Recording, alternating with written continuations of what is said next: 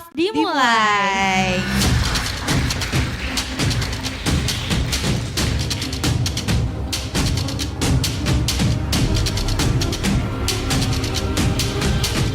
Kepada orang-orang awam, kepada Civitas Academy, kepada para profesional, triggernya, bangunan Kodam, bangunan pemerintah direnovasi. Ruins yang ada itu diperkuat saja. Lah ya itu saya nggak tahu, tapi kan intinya titik temunya dicari lah. mereka memang cirinya Gen Z itu komunal, kolaboratif. Dengan era digital ini kita langsung bisa mengiklankan ke seluruh Indonesia.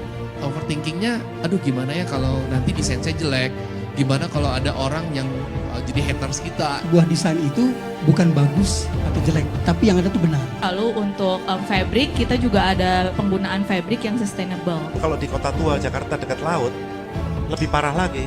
Lama-kelamaan memang AI ini bisa lebih cerdas. Saya jadi lebih mager, banyak hal yang disediakan di AI. Pasti ada ukurannya gitu. Karena kan nggak semua tuh harus kita kuasai.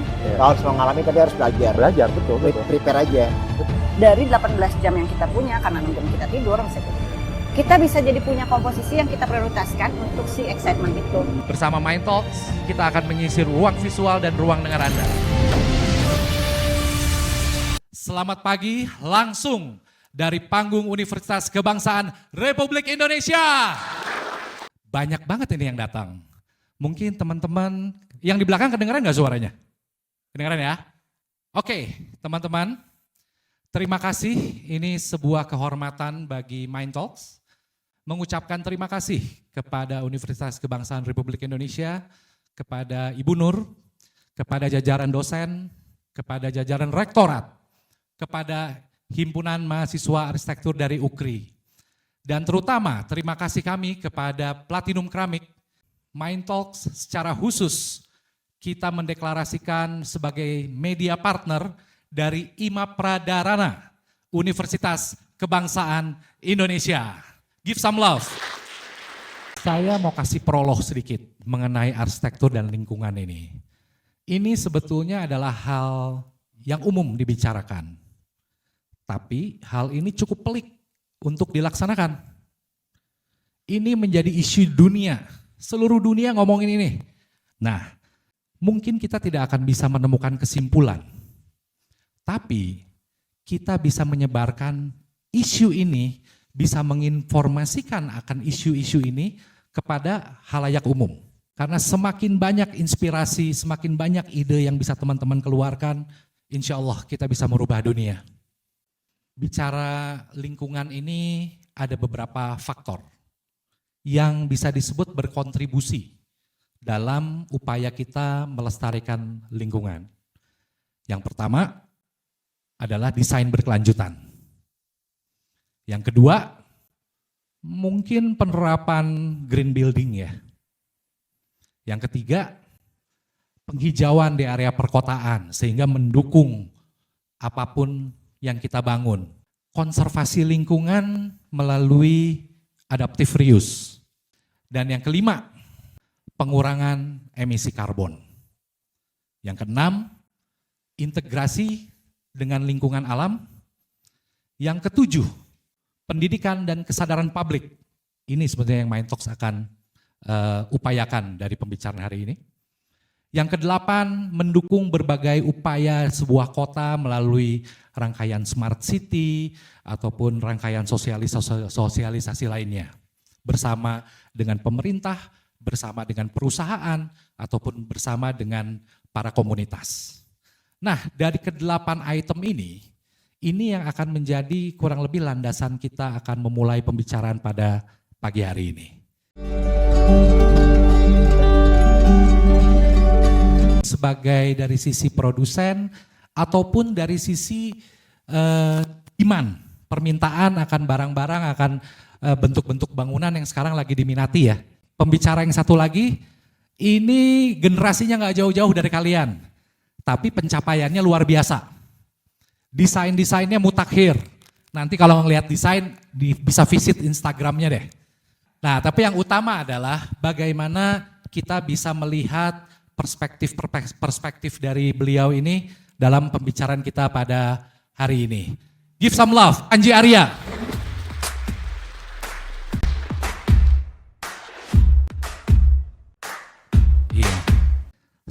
selama beberapa detik melihat ke teman penonton ini, apa yang Panji lihat dari teman-teman mahasiswa ini? Saya ngelihat kayak kita waktu zaman kuliah dulu ya.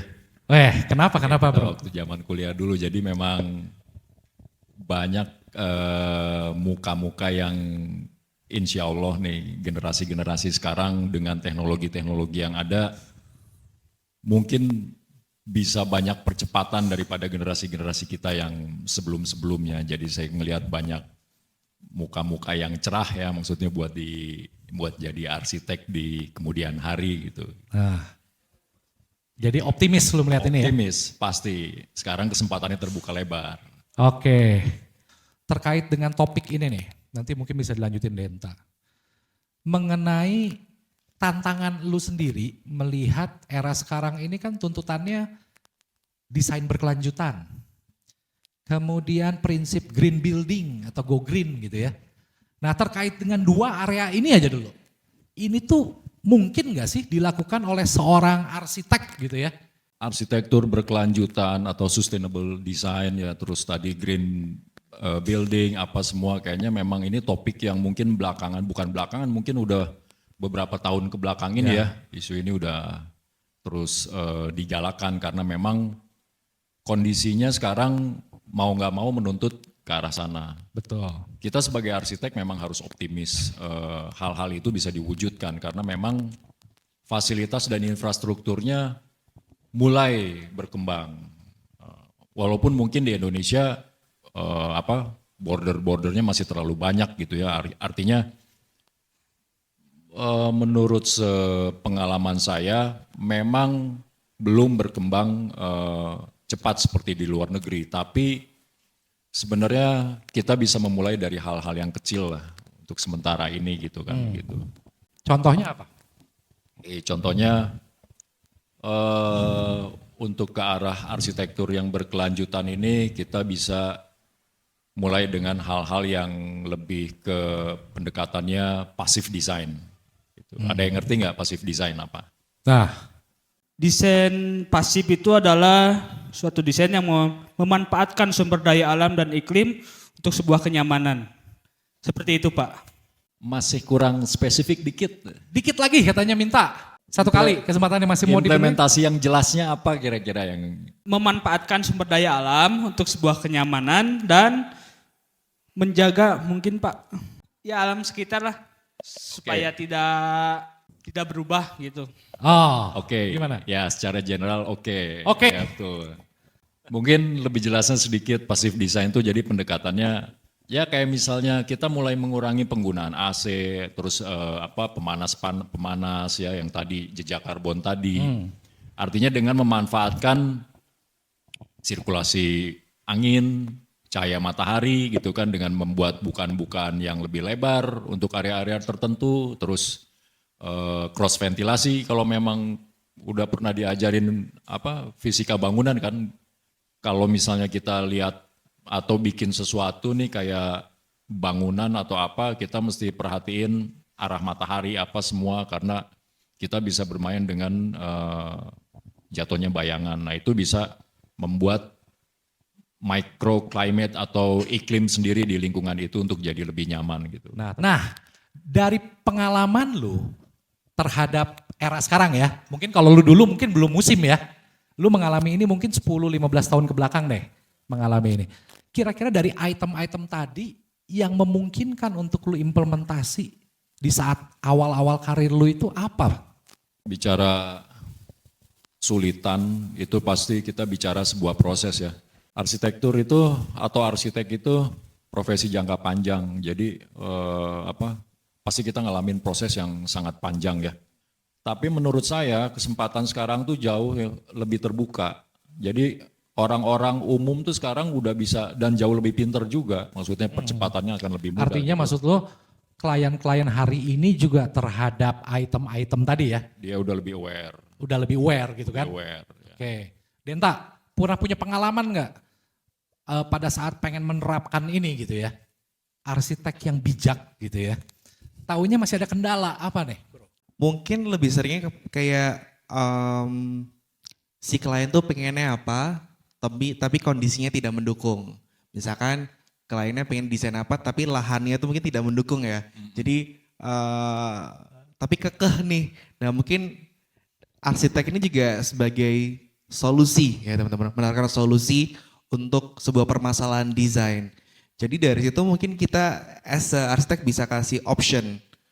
Jadi option jalan tengahnya seperti apa, tapi di option tersebut kita tetap harus berusaha masukkan poin-poin dari keinginan klien dan juga dari kebutuhan desain. Jadi gimana cara mengkolaborasikan dua hal tersebut, jadi pertanyaan dari kalian terjawab, pertanyaan dari kebutuhan desain juga terjawab.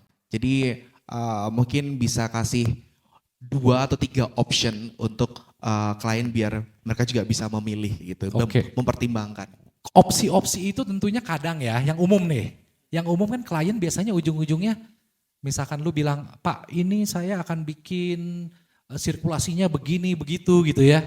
Bukaannya begini, begitu, agar matahari begini. Pada umumnya yang gua tahu, suka budget wise.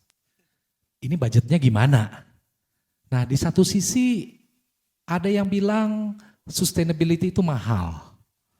Tapi ada satu sisi juga yang memang bisa dilakukan secara alami. Ya enggak? Nah gimana Ji menurut Ji? Pendekatannya tadi passive design. Jadi memang kita memanfaatkan kebutuhan-kebutuhan basic aja. Yang ada tadi kayak ventilasi, apa semua jatuh bayangan apa. Kan intinya sustainable itu adalah bagaimana kita membuat microclimate di dalam konteks bangunan kita sendiri. Microclimate gitu. Ya. Atau ya pengkondisian udara lah di dalam lokasi kita sendiri gimana supaya manusia ini bisa hidup nyaman. Tadi ada contoh bagus banget, maksudnya gini. Kayak contoh kecil aja dari platinum, masalah pemilihan material, keramik, tekstur, warna. Nah, ada satu kasus misalnya bangunannya lebih ke expose matahari nih, gitu kan. Kalau kita pakai tekstur material keramik atau granit yang glossy seperti ini dengan warna yang terang, pasti akan terjadi pantulan yang menyilaukan ke dalam bangunan. Otomatis bangunan akan lebih panas. Jadi kita sebagai arsitek udah bisa menentukan area-area mana yang kira-kira mana mau gelap, mana mau terang gitu. Itu pasti mempengaruhi ke pengkondisian udara sendiri. Jadi bukan hanya estetika aja ya? Bukan hanya estetika As aja. a designer kayak juga harus lebih wise terhadap material yang digunakan juga ya. Betul.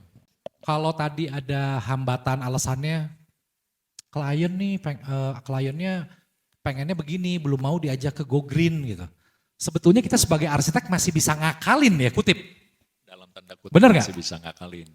Karena ini kalian begitu lulus, tuntutan teman-teman ini lebih tinggi dibanding era kita dulu kan. Betul, betul. Climate change ini udah benar-benar swifting gila-gilaan gitu ya Denta ya. Artinya kan kenakalan idealisme for goods ini perlu teman-teman pegang dari sekarang gitu ya kan. Satu kasus, seorang teman mendesain bangunan komersil, mall. Ternyata dia mempergunakan salah satu untuk bentuk green building ataupun ini sustainability, yaitu melalui water management, water waste management. Nah ternyata water waste management itu mahal ya Ji ya, mahal banget gitu kan, sehingga si teman gua punya investor, dia kaget gitu harus menginvestasikan sejumlah angka untuk investasi bangunan mallnya untuk waste management. Dia bisa mengakalin, kutip ya. Artinya pada saat, wah ini mahal, si teman kita itu membuat hitung-hitungan. Investasi alat water waste management itu dimasukkan ke dalam hitungan return of investment building. Sehingga yang tadinya seorang investor itu berpikirnya hanya tegak lurus, ini barang mahal. Kalau gua langsung buang ke mana? Ke got gitu ya. Murah, ini bikin alat. Nah ternyata berhasil tuh Ji. Pertanyaan pertama, apakah hal yang seperti teman gua lakukan itu memang masih relevan begitu? Yang kedua pertanyaannya, pernah gak lu melakukan itu juga, hal seperti itu gitu? Oke, ini contoh aplikasi yang umum ya, berdasarkan pengalaman. Jadi kayak penggunaan fotovoltaik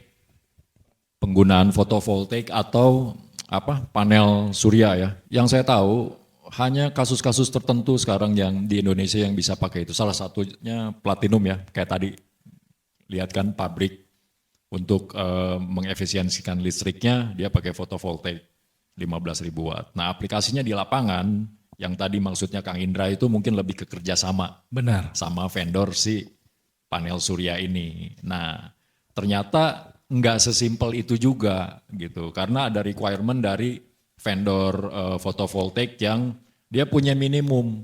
Penggunaan listriknya mesti kasarnya 100-200 juta per bulan baru mereka bisa kerjasama. Nah, jadi ada betul. minimum. Nah sekarang tuh sebenarnya banyak alternatif fotovoltaik kayak yang ITB kembangkan semua mereka punya yang hanya bisa melayani untuk mungkin sekitar 2.200 atau 1.200 rumahan dong itu. Perumahan mereka punya.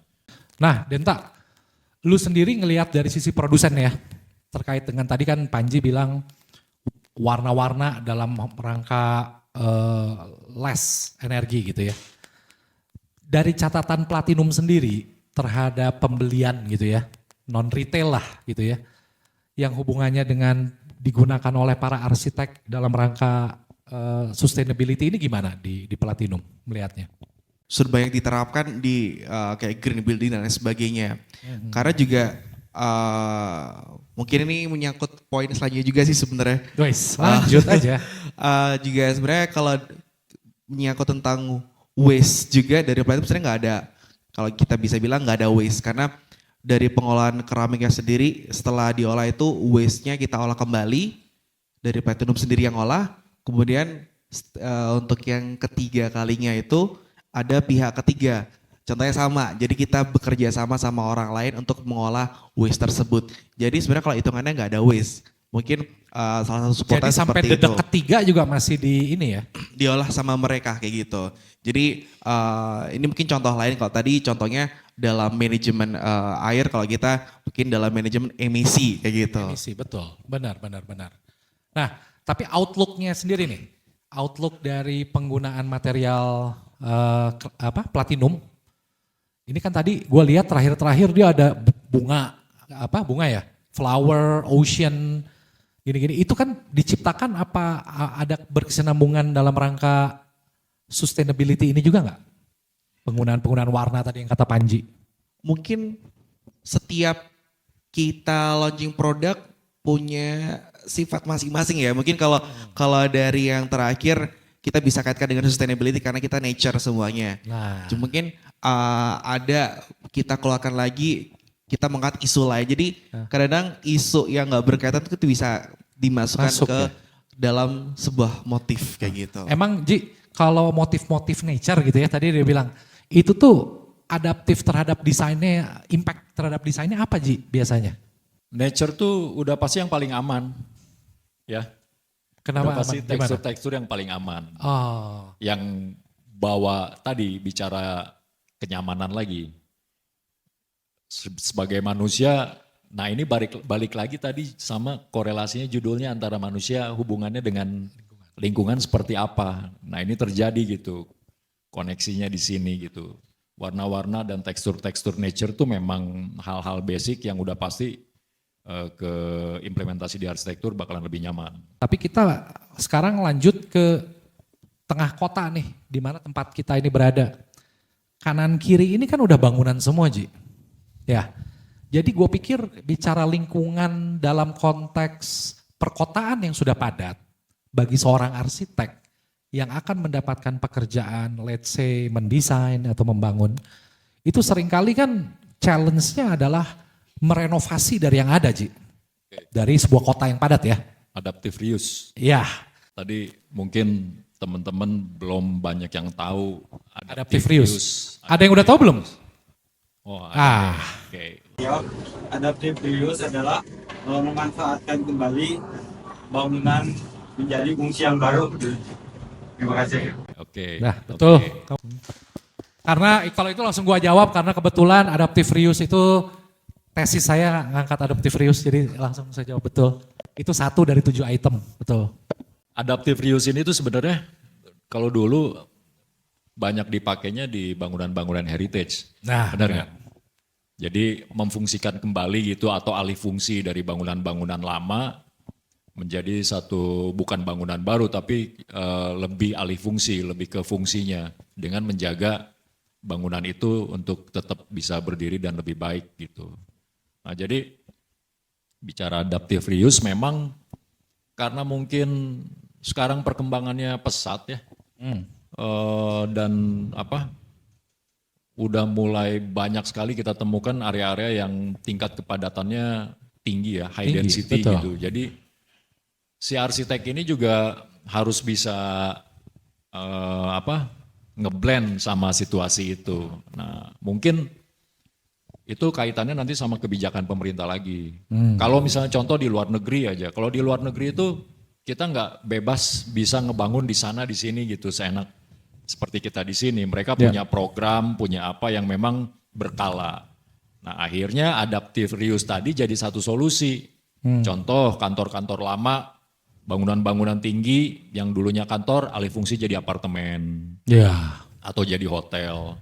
Atau yang dulunya hotel, apartemen jadi office gitu. Banyak sekarang di luar tuh memang. Nah sekarang di kita udah mulai nih. Gitu kan. Lu udah ngelihat gejala itu ya? Udah ngelihat, ada mungkin sekitar 5-6 tahun ke belakang memang udah mulai. Ya contoh kecil lah, kalau teman-teman tahu masalah tempat nongkrong tuh yang di Gudang Selatan. Itu salah satu contoh kecil tentang adaptive reuse tadi ya. Iya benar. Gudang-gudang yang udah nggak kepake, akhirnya dialih fungsikan, ada yang jadi kafe, ada yang jadi kantor, studio arsitek juga banyak di sana. Nah, gitu. Perubahan fisik arsitektur mungkin nggak banyak ya. Gitu kalau bicara adaptive reuse. Kalau di cagar budaya beda lagi gitu mungkin. Tapi memang kebanyakan bicaranya skala interior. Soalnya gini bro, sekarang bingung. Bangunan di atas 50 tahun aja itu udah heritage ya. Ini kan sebetulnya jadi satu tantangan bagi arsitek. Pertanyaannya klise sih. Lu dapat calon project di satu deretan bangunan. Dia bukan bangunan cagar. Ya, tapi dia mungkin sudah punya keragaman nih terhadap kanan kirinya. Ini ya visualnya ya. Kemudian lu ditantang untuk mendesain ulang itu, entah itu menjadi tempat publik gitu ya, kafe dan lain-lain. Nah, terhadap adaptive reuse ini simulasinya apa yang harus dilakukan berarti oleh seorang arsitek, Ji? Balik lagi tadi ke yang dasar, arsitek itu harus punya sense, punya rasa. Jadi bukan cuma ngikutin kurikulum yang ada gitu kan. Jadi ketika kita berdiri di satu lingkungan atau satu spot atau site project kalian nanti harus bisa merasakan lingkungan sekitar. Tetangganya seperti apa, bangunan kanan kirinya seperti apa. Nanti larinya judulnya kontekstual. Kontekstual. Jadi ya kasarnya kita memang harus bisa ngeblend lah gitu sama lingkungan. Setuju sih. Setuju. Karena kalau ngedesain kita harus tahu hawa panasnya. Soalnya gini kan, ada juga, I'm playing devil advocate with you guys. Soalnya ada juga satu peluang mungkin yang diambil lagi nih. Gue ada dalam satu jajaran, ini ibaratnya warnanya putih semua. Biar bangunan ini secara komersil laku atau eye catching ya bahasa arsitek. Gue bikin warnanya merah, berbeda sekalian. Nah, kadang prinsip itu kan yang bertentangan dengan adaptive reuse, tapi secara desain kliennya it's okay gitu. It's okay ya gitu. Nah, gimana Ji itu terhadap kontradiktif ini gitu? Sebenarnya sah-sah aja. Cuman ya tadi balik lagi kita berdiri di lokasi di mana. Contohnya kayak misalnya di kawasan heritage kita mau tring sendiri gitu kan, regulasinya susah, ya kan. Jadi kalau misalnya sekiranya lokasinya tadi memungkinkan kita untuk berperang atau memperlihatkan keakuan kita, sah-sah aja gitu. Karena tergantung situasi kondisi ya, misalkan kayak di heritage kita tetap harus mempertimbangkan nilai-nilai budaya di area sekitar. Kalau misalkan memang itu bukan kayak heritage-nya masih oke aja as long as tujuan atau goals dari desain tersebut tercapai. Tapi bener gak Ji, kalau misalkan gini, lu bisa meminimalisir Kita nggak usah ngomongin heritage dulu deh, tapi terhadap adaptive reuse saja. Kita meminimalisir nih, karena lu mencoba menempatkan diri menjadi arsitek yang punya rasa. Tuh. Kita meminimalisir bangunannya dari renovasi, apa yang terjadi? Ternyata kita less polusi dari melakukan bongkaran-bongkaran itu kan polusi bro. Beton-beton itu kan polusi ya kalau dibuka ya. Betul. Nah, betul banget. Apa kayak gitu pernah lu jadikan pertimbangan nggak? Pasti itu jadi pertimbangan juga ya. Nanti yang larinya ke sustainable yang paling dasar seperti itu. Ini kan permasalahan dunia sekarang. Ya. Ya kan, ini cerita sedikit ya. Ya. Bangunan-bangunan zaman dulu tuh lebih timeless dan real arsitektur tuh sebenarnya bangunan-bangunan zaman dulu, bukan era-era modern sekarang. Karena mereka sudah lebih jauh berpikir sustain, kayak pembongkaran, apa semua tuh justru jejak karbonnya lebih banyak gitu. Nah, jadi kalau misalnya bicara sustain, hal yang sebenarnya itu ya seperti itu. Seorang arsitek meminimalisir itu sekarang gitu. Sebenarnya agak bingung sih sebenarnya. Kalau misalkan kita adaptive reuse tadi yang kayak bongkar itu kan bertentangan ya apa yang dengan green building dan sebagainya itu. Cuman ternyata bisa diaplikasikan dengan mungkin pemilihan material yang ramah lingkungan dan sebagainya. Jadi ya itu mungkin balik lagi arsitektur adalah sebagai solusi kayak gitu sih. Iya benar. Yang mungkin kalau kita dulu ngedesain awalnya mesti ngapain sih? Flow activity ya? Ya. Planning programming. Planning programming. Nah mungkin sekarang ditambahkan ke dalam 8 item ini kali. Ya. Bisa. Jadi sambil bikin plan programming di sini udah mikir nih. Di sini sustainable design-nya di mana ya? Di sini green building-nya di mana ya? Okay. Ini betul nggak? Jadi at least semua item itu unsur itu menjadi kayak kewajiban lah kalau menurut gua.